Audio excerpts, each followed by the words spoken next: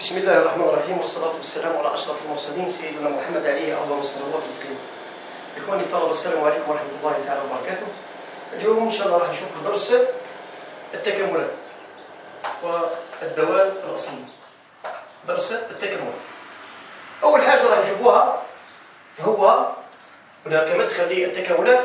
وش هو الرمز تاع التكامل؟ يعني التكامل وش هو الرمز تاعو؟ حنا مثلا كيف النهاية، رمز النهاية أني نكتب مثلا ليميت اف لإكس لما إكس مثلا تقول مثال إلى زائد من. إذن هذا رمز نهاية الدالة اف لما إكس ينتهي إلى زائد من. السؤال المطروح كي نحب ندير التكامل تاع الدالة اف، يعني تكامل تكامل الدالة اف. واش الرمز تاع التكامل؟ إذن الرمز تاع التكامل هو بالطريقة التالية. إذن تكامل رمزه هذا هو رمز تكامل اف لإكس، أو نبحث عن الدالة الأصلية الدالة اف لإكس بالنسبة للمجهول إكس. إذن لا دي إكس يعني المجهول تاعنا شكون هو؟ هو إكس. كون جينا في الفيزياء مثلا ندير تكامل اف لي تي دي تي. علاه تي هذه جات من لو مو لو طون. لو طون اون برون توجور لا بروميير لتر من لو مو. إذا نقولوا بالنسبة للمجهول تاعنا شكون؟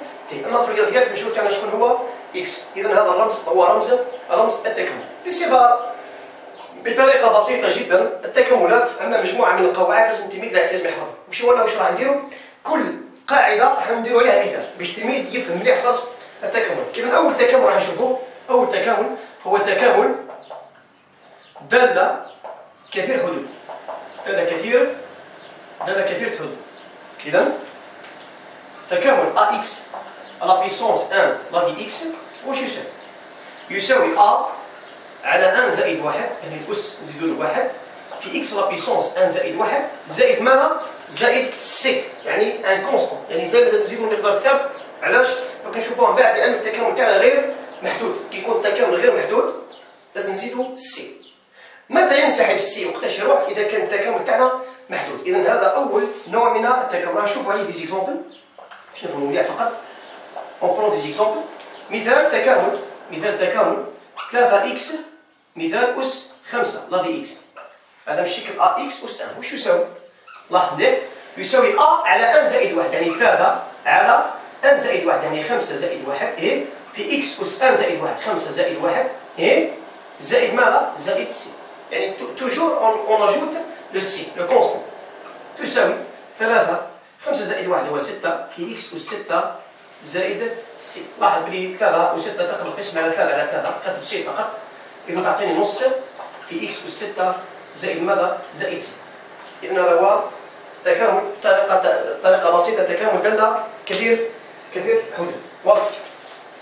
التكاملات راهم ساهلين. واش هو التلميذ لازم يفهم يكون حافظ قوانين. وكاين واحد العفسة نتفاهمو عليها. واضح؟ إذا عندنا خاصية باش نخدمو بها التكاملات. غنشوفوها مباشرة من بعد التكامل كيف الحدود. واش الخاصية واش تقول؟ تقول كي يكون عندك تكامل مثلا لامدا اف لإكس لا دي إكس واش يساوي؟ تكامل لامدا حيث لامدا هذا عدد حقيقي، حيث لامدا عدد حقيقي يعني ينتمي إلى غير معدود، عدد حقيقي غير معدود نجمة. تكامل لامدا اف لا دي إكس يساوي، لاحظ بلي العدد هذا راح يخرج خارج حدود التكامل، يساوي لامدا نكتبها اف لإكس لا دي إكس، يعني العدد الحقيقي هذا واش بيه؟ راح يخرج خارج حدود التكامل. كمثال مثال تكامل مثلا بغيت انا كامل مثلا 4 اكس مكعب لا دي اكس، وبغيت 4 هذه ما ندخلهاش في التكامل تاعي. واش ندير؟ راح نخرج 4 لبرا. ملي تعطيني 4 في تكامل اكس مكعب لا دي اكس، واش تساوي؟ 4 دائما تستنى لبرا، وروح نحكم كامل اكس التكامل تاع اكس مكعب. لاحظ اكس مكعب المعامل تاع اكس مكعب هو 1، اذا ترجع لي واش؟ تفتح قوس هو 1 على 1 زائد 1 1 على 3 زائد 1 هي 1 على 4 في اكس أس 4 زائد سي. تمام، زائد سي نديرو لبرا ما ندخلوش على التكامل. تمام، زائد سي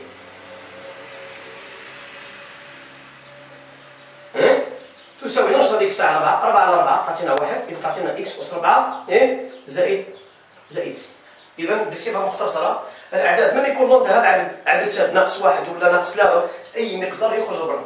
تمام، هذه خاصية رقم واحد. خاصية رقم اثنين يقول لك بلي تكامل اف زائد جي لا دي اكس واش يساوي؟ يساوي تكامل اف لا دي اكس زائد تكامل جي لا دي اكس. إذا كانت هنا عندي ناقص هنا راح تكون ناقص. إذا التكامل باش نقولوا بطريقة مختصرة التكامل توزيعي على الجمع والطرح. التكامل توزيعي على الجمع والطرح، لكن ليس توزيعي على الضرب والقسمة. مثلا تكامل اف على جي لا يساوي تكامل مثلا اف على جي لا يساوي تكامل اف على تكامل جي، وكذلك تكامل اف في جي لا يساوي تكامل اف في تكامل جي. واضح؟ التكامل غير توزيعي على الضرب والقسمة، أما التكامل فهو توزيعي على الجمع والطرح فقط. واضح؟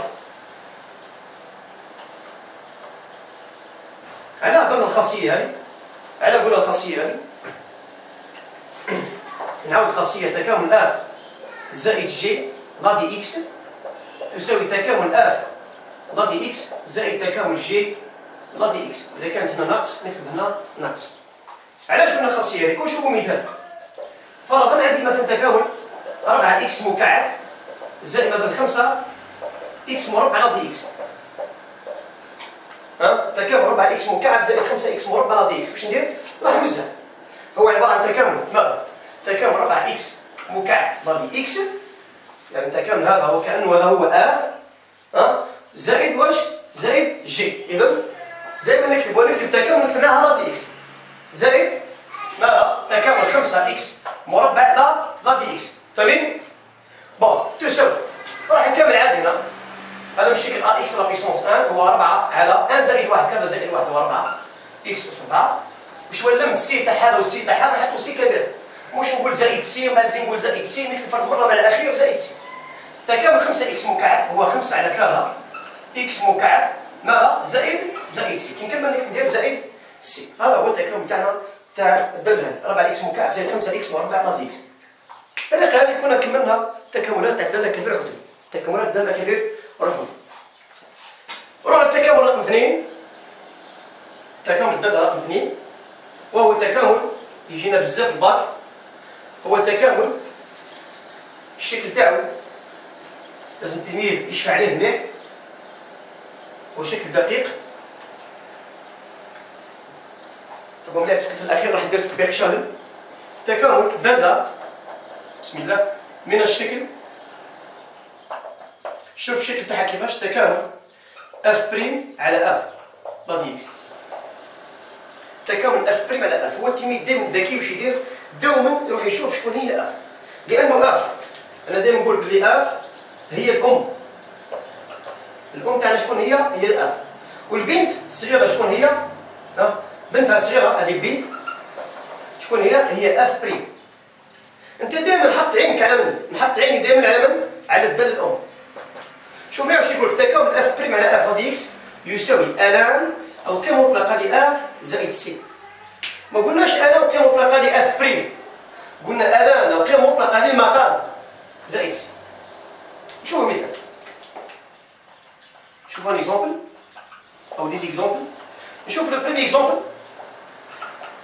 اكزومبل الاول كون يقول لك مثلا مني تكامل مثلا مثال اكس على اكس مربع زائد 1 لا دي اكس. طيب بلا عطينا تكامل اللي يكون فيه التلميذ لازم يخدم راسو. تكامل اكس على اكس مربع زائد 1. اذا قال لي استاذ دائما لازم نسقسي السؤال مطروح، لازم نسقسي شكون هو مشتق المقام. نطرح السؤال نفسه شكون هي مشتق اكس مربع زائد 1 بيسك هذه هي الام. هي 2 اكس باش انا الفوق ما عنديش 2 اكس. واش راح ندير؟ راح نخلق 2 اكس. اذا شوف مليح هي كانت اكس على اكس مربع زائد 1 لا دي اكس. واش راح ندير باش نخلق 2 اكس؟ راح نضرب في 2 ونقسم على 2. نضرب في 2 ونقسم على 2 عادي، لانه الاعداد بالنسبه للتكامل فهو قوس. التكامل وكانه قوس. كون نضرب نص في 2 32 نرجع للاصل تاعي. بس علاه؟ انا بغيت نشكل الطابع تاعي. الطابع يقول لك اف بريم على اف. اذا هل هذه اف بريم على اف؟ لا، لانه مشتق اكس مربع زائد 1 ماهوش اكس، هو 2 اكس.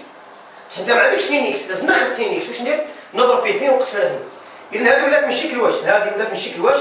هذه راهي ولات من الشكل اف بريم تكامل اف بريم على اف. اذا نص يتبع فيا، نص هاي تاعك، نص تاعك لبرا، هذا واش يساوي التكامل؟ ها هو الان القيمه المطلقه لاكس مربع زائد واحد، اذا اكس مربع زائد واحد زائد سي. استاذ راك غلط، راك ما درتش القيمه المطلقه. لا مانيش غلط. علاه؟ لانه كون ما درتش القيمه المطلقه، كون اكس مربع زائد واحد واش بيه؟ راه اكبر تماما من صفر، فهو لا يحتاج الى قيمه مطلقه. نورمالمون ندير قيمه مطلقه حسب التعريف، بس هذه حاله خاصه، كون اكس مربع زائد واحد موجب تماما. واصل عزيزي الطالب، لازم تركز معايا مليح، راني نعطيك شويه دي بياج، واضح ولا لا؟ التلميذ لازم يركز، لازم يركز، واذا ما فهمتش نعاود الفيديو، نعاود مره وزوج وثلاثه حتى نفهم. انا نحاول نبسط على اكبر شيء قدر ممكن، نحاول نبسط. بون تكامل موالي باش نزيد نفهم مليح. تكامل موالي زين نعطيك تكامل مليح. تكامل مثلا طونجونت اكس لا دي اكس، تكامل هذا راه مش الشكل هذا. علاش؟ تقول لي استاذ بصح هذا مش كسر. لا كسر. كون نحكموا الطونجونت ونفككوا، هذا واش يساوي؟ واش يساوي الطونجونت؟ يساوي تكامل سينيس اكس على كوسينيس اكس. اذا في ديجا خلقت الكسر. لكن السؤال مطروح براحة الام تاعي، ولا الام اللي هو المقام. صح ولا؟ نطرح السؤال، واش هو مشتق المقام؟ روح الدار المثلثية تاعي. روح الدار المثلثية، عفوا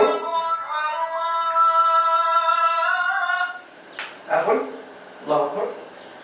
روح الدار المثلثية تاعي، قلنا هذا سينيس اكس يقابل ناقص سينيس اكس، هذا كوس اكس يقابل هو ناقص كوس اكس. الساعة قاعد تشتق، الساعة تاع الدار تاعكم، الساعة تاع الصالون تاعكم قاعد تشتق. مشتق السينيس هو الكوس، مشتق الكوس هو ناقص سينيس، مشتق ناقص سينيس ناقص كوس، ومشتق ناقص كوس سينيس، يعني المشتق باتجاه عقارب الساعة. التكامل العكس، مشتق تكامل الكوس هو السينيس، وتكامل السينيس هو ناقص كوس، وهكذا. بون انا مش يهمني، قال لي الشيخ يهمني المقام. هل مشتق المقام هو البسط؟ مشتق الكوس واش هو؟ هو ناقص سينيس. بصح انا ما عنديش ناقص سينيس، انا واش راح ندير؟ واش راح ندير؟ انتبه مليح. واش ندير؟ نضرب في الناقص، ناقص من ناقص. علاش؟ ناقص في ناقص زايد، كي شنو بدنا نقول؟ ناقص في ناقص هو زايد. ولكن الشكل اف بريم على اف، اذا الناقص دائما نتبع فيها، هاي الناقص. واش يساوي هذا الشكل تكامل اف بريم على اف حسب التعريف؟ واش يساوي؟ هو الان القيمه المطلقه للمقام، اذا ناقص الان القيمه المطلقه لي كوس اكس زائد ماذا؟ زائد سي. زائد ماذا؟ زائد سي. واضح؟ نزيد نشوفوا تكامل واحد اخر. نشوفوا تكامل واحد اخر. هاي ثبت روحك هنا. تكامل واحد على اكس لن اكس لا دي اكس. واحد على اكس لن اكس لا دي اكس. هاي. هل هذا من الشكل اف بريم على اف؟ كون اشتقوا اكس لن اكس مانيش حنديرها واحد. واش نديرو مثلا؟ وهذا هذه رسالة بغيت نبعثها لك. باللي تكاملات ساعات ما نقعدوش نفرجوا فيهم. كاين تكاملات اللي لازم نغيروا منهم الشكل، نغيروا الشكل. نعطيك مثال: 5 على 7 أو 1 على 5 في 7. 1 على 5 في 7. كيفاش نكتبها؟ نجي نكتبها 1 على 5 الكل على 7. إذا نطلع المقام نطلعوا الفوق. أحد من المقامات نطلعوا الفوق. شو هذه واش قادر نكتبها؟ خد كسر. نطلع اكس الفوق، تعطيني 1 على اكس الكل على لن اكس. غادي اكس. كون نحب نرجع لورا، المقام تاع لن اكس واش هو؟ 1. ندير بعيد في البعيد والقريب في القريب، نلقاها 1 على اكس لن اكس. فهمين؟ إذا على هذه الطريقة هذه، علاش؟ على هذه الطريقة هذه باش نخلق تكامل اف بريم على اف. علاش؟ واش يساوي مشتق لن اكس؟ مشتق لن اكس واش يساوي؟ مشتق ديال اللوغاريتمية واش يساوي؟ هو مشتق ما بداخل اللوغاريتم اللي هو 1 على ما بداخل اللوغاريتم وعلى اكس. إذا حسب التعريف واش يقول؟ مادام هذه اف بريم وهذه هي اف، فحسب التعريف التكامل هذا هو الان القيمة المطلقة لماذا؟ للمقام اللي هو الان اكس زائد ماذا؟ زائد سي. إذا التكامل تاعي هو الان القيمة المطلقة لالان اكس زائد سي. واضح ولا مش واضح؟ إذا هذا التكامل الثاني تاعي هو من شكل اف بريم على اف. فهمتي؟ نشوفوا التكامل الثالث.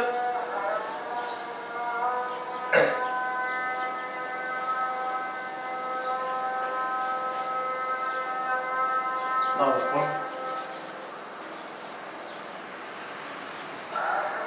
التكامل الثالث هو التكامل من شكل تكامل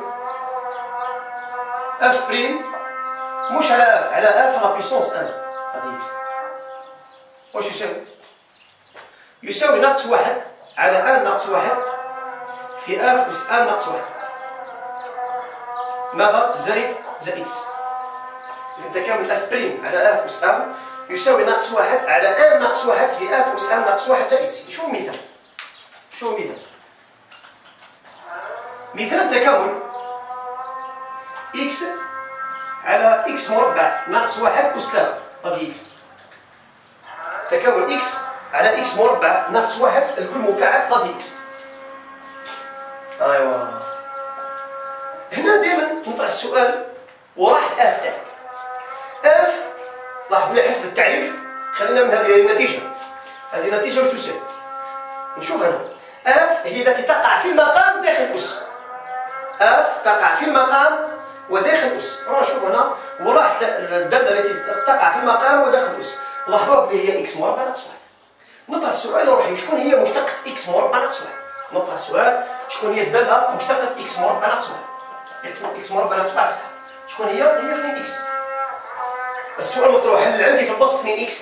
لا. واش ندير؟ نضرب في 2 ونقسم على 2. إذا واش غندير؟ تساوي هاو التكامل تاعي اكس على اكس مربع ناقص واحد الكل مكعب هذه اكس.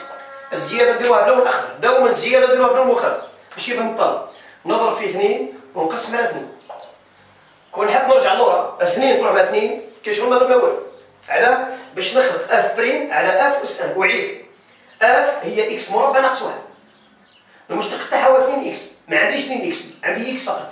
ضربت في 2 وقسمت على 2 ولات من الشكل اف بريم على اف أس ان. إذا نص هذه نعاودو نكتبوها كيما هي. نص هذه راهي تتبع تكاملها راح نديرو بقوسين. إذا نقرا التكامل شو يقول؟ هو ناقص واحد. هاي ناقص واحد عالم ان ناقص واحد معناها الان تاعي هي 3 ناقص واحد هي 2 في اف هي اكس مربع ناقص واحد أس ان ناقص واحد يعني 3 ناقص واحد هي 2 زائد ماذا؟ زائد سي. نبسطها واش تخرج؟ 1 في ناقص واحد تعطيني ناقص واحد عالم. 2 في 2 تعطيني 4 في اكس مربع ناقص واحد ماذا؟ مربع زائد الثالث تاعي اللي هو سي. واضح مش واضح؟ هذا هو التكامل اف بريم على اف أس ان. هذا سرار ولا يجي في الباك؟ يجي في الباك بزاف. هو المثال اللي درناه قبل اف بريم على اف أس ان. فاهمين؟ نشوف التكامل الولي. التكامل الولي اللي هو وليد التكامل هذا لانه اف أس ان كنطلعوها الفوق وشوش عايزين. التكامل الولي التكامل من شكل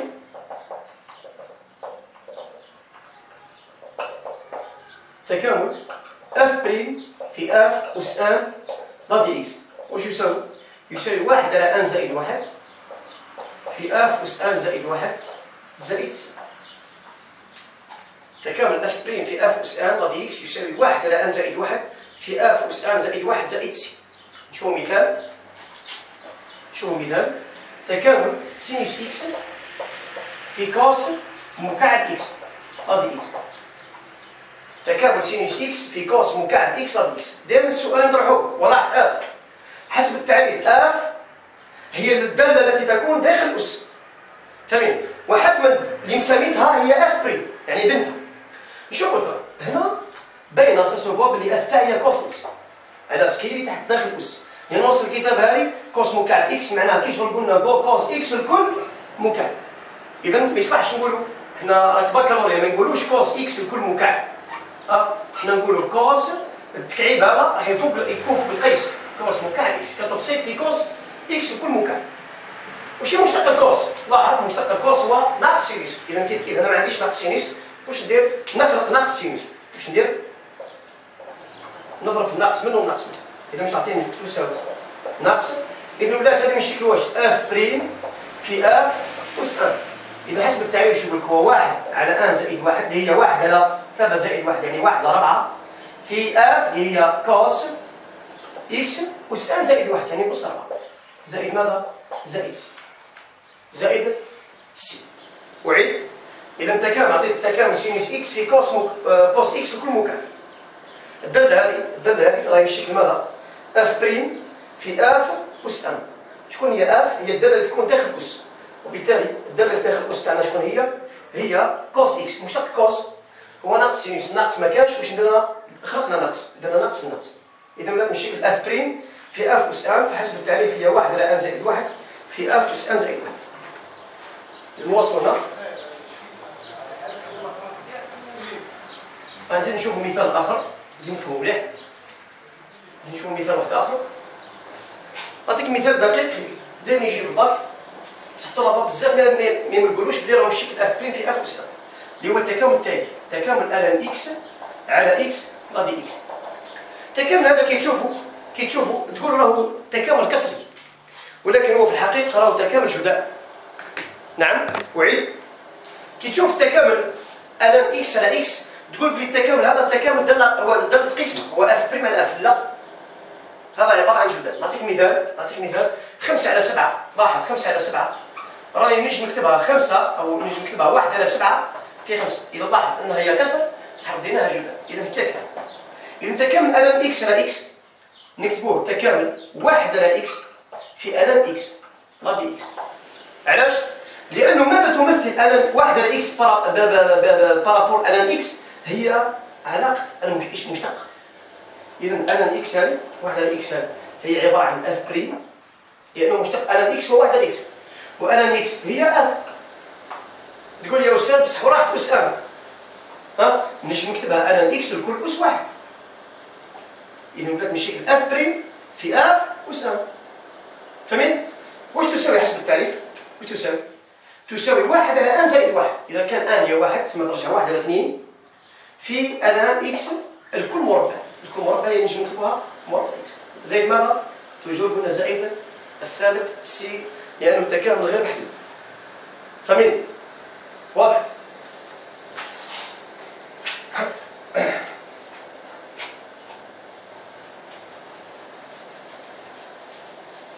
شو التكامل المولي؟ اللي هو تكامل يخص الدالة الجذرية. تكامل اف بريم على جذر اف ماذا يساوي؟ يساوي 2 جذر اف زائد سي. ندوي عليه مثال. هذا التكامل اكس على جذر اكس مربع زائد 1 لا دي اكس. الان ندوز اكس مربع زائد 1 بيس مجموعة التعريف تاعها هي ار موجبتهم. واش يساوي التكامل هذا؟ نطرح السؤال وراح دير نطرح السؤال وراح اف. لاحظوا بلي اف هي الدالة التي تقع في المقام وداخل الجذر، يعني تقع في المقام اي اف وداخل الجذر. اذا نشوف انا وراح الدالة التي تقع في المقام وداخل الجذر هي اكس مربع زائد 1. نطرح السؤال واش هي مشتق اكس مربع زائد 1.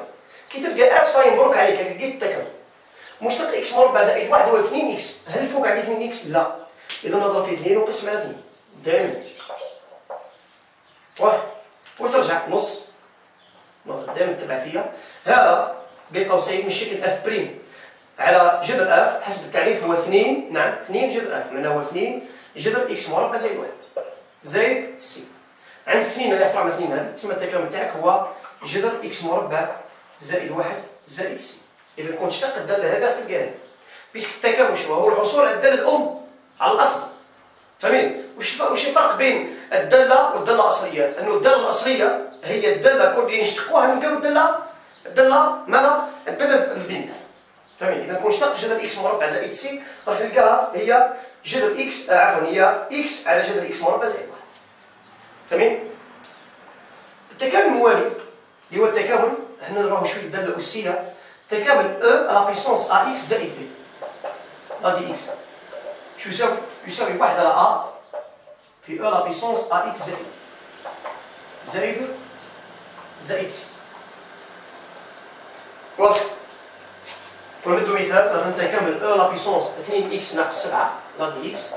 واش نديرو؟ نشتقو الاس بشرط لازم يكون هذا درجه اولى. نشتق الاس هو 2 ونقلبو 1 على 2 ونعاود نكتبو الداله فوتوكوبي كما هي او لا بيسونس 2 اكس ناقص 7 ودائما نساوي زائد سي.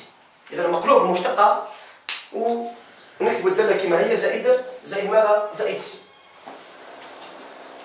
ايوا نروحو لتكاملات الدوال الدستوريه. تكامل تاع كوس ا اكس زائد بي لا دي اكس واش يساوي؟ انتبه مليح، واش يساوي التكامل هذا؟ يساوي مقلوب مشتق الزاويه، يعني نشتقوا الزاويه نقلبوه، مشتق ا اكس زائد بي هو ا، اذا هو واحد على ا. نعم، في تكامل الكوس، تكامل الكوس شكون هو؟ هو السينوس، ونعاودو نكتبو الزاويه كي فوتوكوبي كوبي ا اكس زائد وما نساوش زائد س. ندو مثال تكامل تاع كوس 2 اكس ناقص 7 لا دي اكس. اذا التكامل تاعها واش يساوي؟ هو مشتق الزاويه تاعي شكون هو؟ مشتق 2 اكس ناقص 7 هي 2 نقلبوها 1 على 2 في تكامل كوس هو السينوس، ونعاودو نكتب الزاويه كيما هي 2 اكس ناقص 7 زائد س.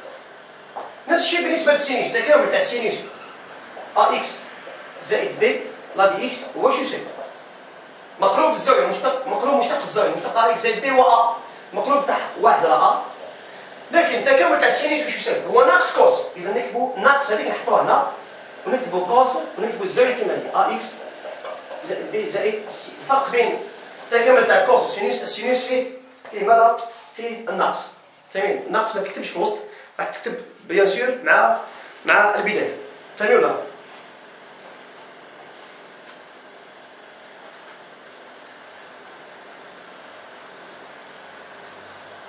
إذا كون يطرح السؤال كيما يطرح السؤال يقول لك ما الهدف من التكامل؟ وش الهدف من التكامل؟ الهدف من التكامل هو حساب المساحة. نخدموا التكامل باش نحسبوا ماذا؟ باش نحسبوا المساحة. ما أتى التكامل إلا لحساب ماذا؟ حساب المساحة. فالمساحة وش هي المساحة؟ المساحة هي التكامل المحدود. المساحة ماذا؟ حساب المساحة. هنا راح ندخلوا في التكامل المحدود، تكامل اف دي اكس لا دي اكس. التكامل كي يكون محدود معناه من ا لبي، من ا لبي. بيان سور باش نكتب الكتابة هذه لازم شروط، لازم تكون الدالة اف معرفة ومستمرة ورتيبة على المجال من ا إلى غاية بي، باش نجم نكتبوا التكامل تاع الدالة ماذا؟ الدالة اف باش نحسبوا المساحة. عفوا معرفة ومستمرة فقط، لازم تكون الدالة اف تاعي معرفة ومستمرة على المجال من ا إلى بي. وش يساوي التكامل من ا لبي تاع الدالة اف دي اكس لا دي اكس؟ فرضا أن التكامل تاع الدالة اف هو جي دي اكس. فرضا بلي التكامل تاع الدالة اف هو جي دي اكس. كي نشوفوا مثال واش ندير؟ إن فوا نلقى بلي التكامل تاع الدالة اف هو جي دي اكس، شوف الحدود هذوك كيف راح يرجعوا بالطريقة التالية. تسمى ا بي ترجع هنا من ا إلى غاية بي، وتساوي ماذا؟ وتساوي جي دي بي ناقص جي دي ا. تساوي جي، يعني نحسبوا ليزيمال جي دي بي ناقص جي دي ا. شرط بطبيعة الحال لازم يكون هنا واش تخرج لي مساحة موجبة، لازم تكون واش؟ لازم تكون بي واش بها أكبر تماما من ا، بي أكبر تماما من ا. تمام ولا؟ هذا هي المساحة. كنشوفوا مثال فرضا يجيني مثال يقول لي مثلا أحسب المساحة المحصورة بين بيان الدالة اف اللي هي اكس طرف اكس مربع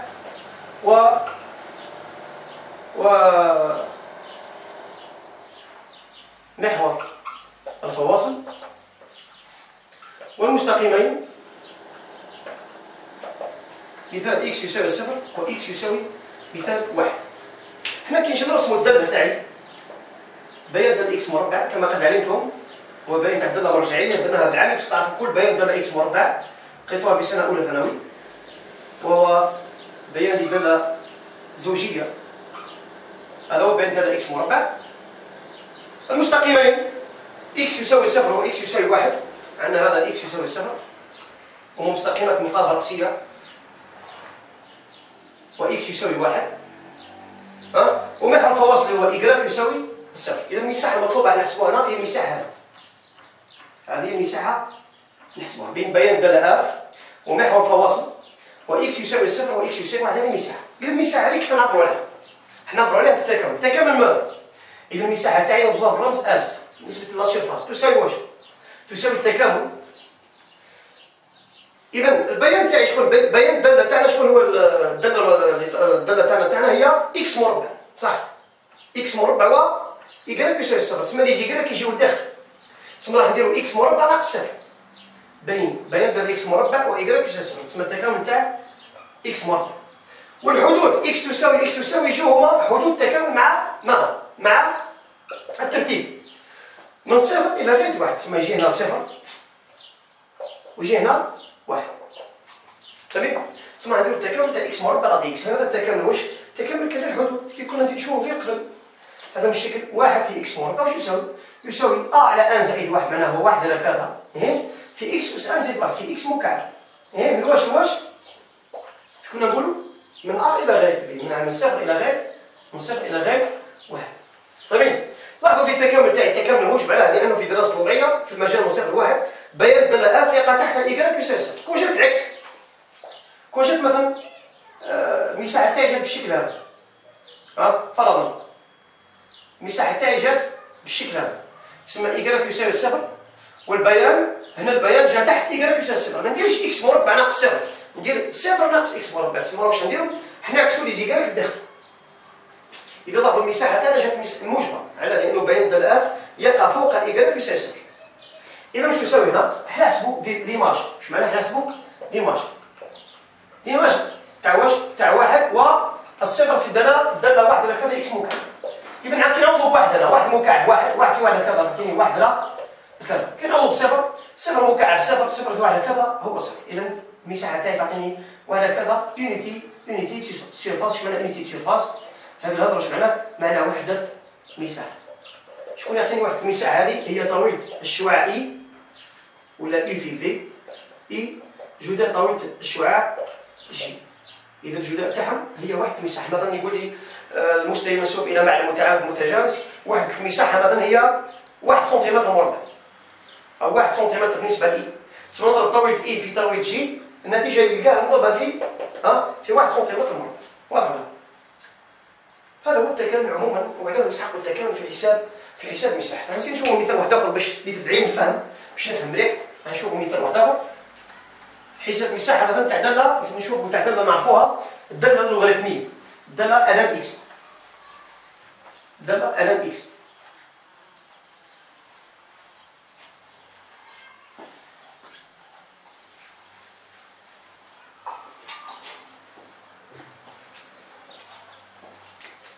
فرضا هذا بيان أو يجي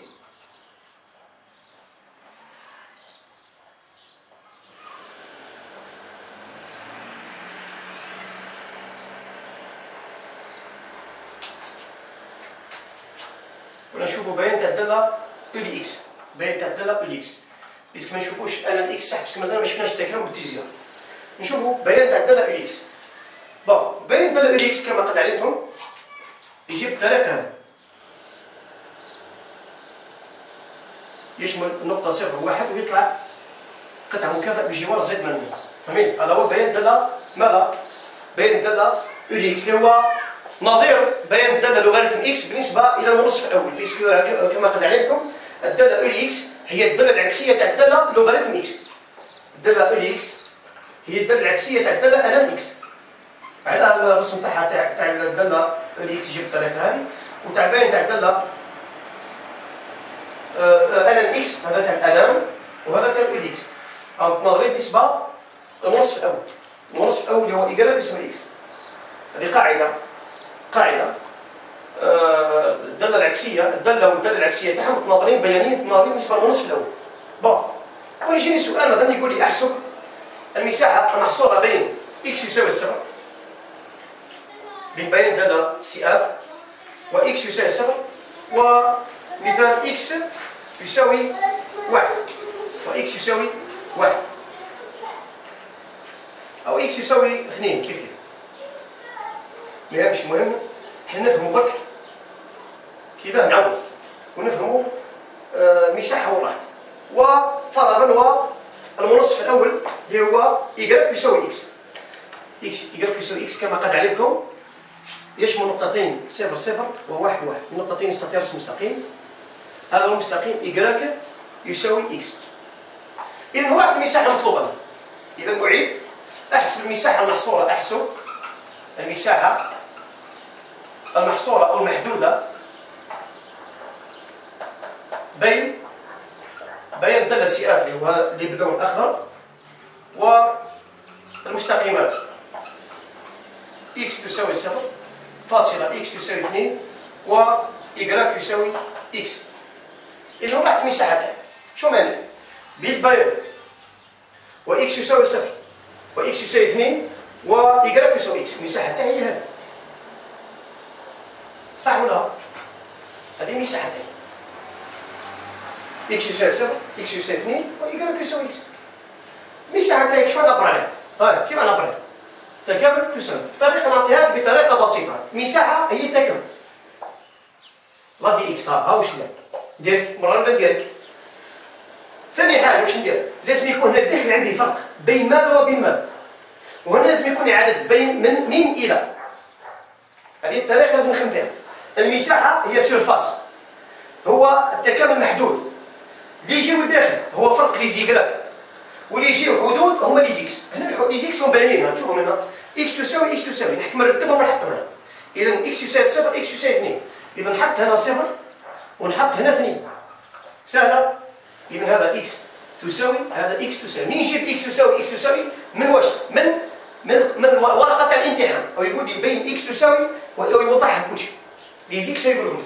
بصح الذكاء تاعك أنت عزيزي الطالب هو الداخل. هنا باش دير اف ناقص إيكغاك ولا إيكغاك ناقص اف لازم تعرف دراسة الوضعية، يعني شكون المنحنى اللي يجي فوق خوك. شوف هنا في الرسم المساحة هذه، المساحة هذه. يا هل ترى البيان جا فوق إيكغاك يساوي اكس ولا إيكغاك يساوي اكس جا تحت البيان؟ نلاحظوا بلي البيان تاع الدالة إلي اكس تاع اف هذا هو تاع سي اف يقع فوق إيكغاك يساوي اكس. تسمى راح ندير هنا اف ناقص إيكغاك. بس كون جات العكس كون المساحة جات لتحت راح ندير إيكغاك ناقص اف. هذا واش ناقص ممكن ما فهمتونيش قبيل. راني عاودت المثال هذا باش نفهمك. ونعوض اس تساوي التكامل تاعي من صفر الى غايه ما 2. اف شكون هي؟ هي الداله الى اكس ناقص إيكغاك شكون تاعي؟ هو اكس. ماذا؟ لا دي اكس. واضح؟ هذا هو التكامل. نبدا نكمل. واش يساوي التكامل تاع الى اكس ناقص اكس؟ حسب الخاصيه التكامل توزيع على الطرح. اذا واش عطينا؟ هو التكامل تاع الى اكس وحده لا دي اكس من صفر الى غايه 2 كي شكون نوزع؟ ناقص ناقص تكامل من صفر 2 تاع واش تاع اكس لا دي اكس. إذا التكامل تاع إلي إكس وحده ونخدم التكامل تاع إكس وحده. التكامل تاع إلي إكس هو إلي إكس. هذا لأنه مشتق إلي إكس هو إلي إكس. ولا طبق القاعدة مشتق أو لا بيسونس أ إكس زائد بي هو مقلوب مشتق إكس. لاحظوا مشتق إكس وش يساوي؟ واحد مقلوب تاعو واحد على واحد هو واحد. إذا التكامل تاع إلي إكس هو نفسه إلي إكس. واش ندير؟ نقول زائد سي.